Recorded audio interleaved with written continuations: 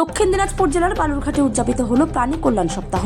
পশ্চিমবঙ্গ সরকার প্রাণী সম্পদ বিকাশ বিভাগের উদ্যোগে এবং দক্ষিণ দিনাজপুর জেলার বালুরঘাট উপ অধিকর্তা প্রাণী সম্পদ বিকাশ ও পর্ষদ আধিকারিকের ব্যবস্থাপনায় এদিন প্রাণী ক্লেশ নিবারণে একটি আইনি সচেতনতা শিবির করা হয়। এই সেমিনারে উপস্থিত ছিল একাধিক পশুপ্রেমী সংগঠন। পথ পশুদের ক্লেশ কিভাবে নিবারণ করা সম্ভব এবং মানুষকে কিভাবে সচেতন করা হবে সেই বিষয়গুলি আলোচনা করা হয়।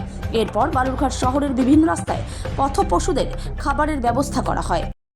দক্ষিণ দিনাজপুর জেলায় পশ্চিমবঙ্গ সরকারের প্রাণী সম্পদ বিকাশ ও দক্ষিণ দিনাজপুর জেলা প্রাণী ক্লেশ নিবারণ সমিতি এর যৌথ উদ্যোগে প্রাণী কল্যাণ সপ্তাহ উপলক্ষে আদর্শ বয়েজ স্কুলের সামনে একটা সেমিনার হয়, আইনি সচেতনতা শিবির, এবং তারপরে আমরা বালুরঘাট শহরের বুকে পথ প্রাণীদের পিকনিক করাচ্ছি। গরু, ষাঁড়, ছাগল, ভেড়া, কুকুর, এছাড়া বিড়াল, সাপেদের ক্ষেত্রেও বিভিন্ন রকম খাবার টাবারগুলো আমরা দিচ্ছি। এটাই সুবিধা কি হচ্ছে?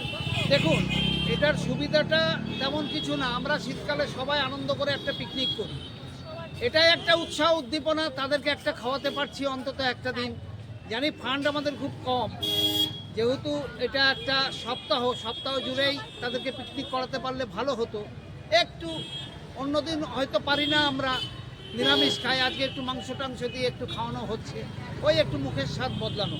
পথপ্রাণীরা তো খুব অত্যাচারী, তো ষাঁড়কে ধরুন ওই আগুন লাগিয়ে দিচ্ছে ষাঁড়ের গায়ে, কেউ কোপ মারছে, বা কুকুরের উপরে অত্যাচার, গায়ে গরম জল দিয়ে দিচ্ছে। তাদেরকে যতটা পরিষেবা দেওয়া যায় প্রাণী ক্লেশ নিবারণ সমিতির পক্ষ থেকে এটা আমরা চেষ্টা করছি। Thank you. আপনার নাম? আমার নাম বিশ্বজিৎ বসা, প্রাণী ক্লেশ নিবারণ সমিতির সদস্য।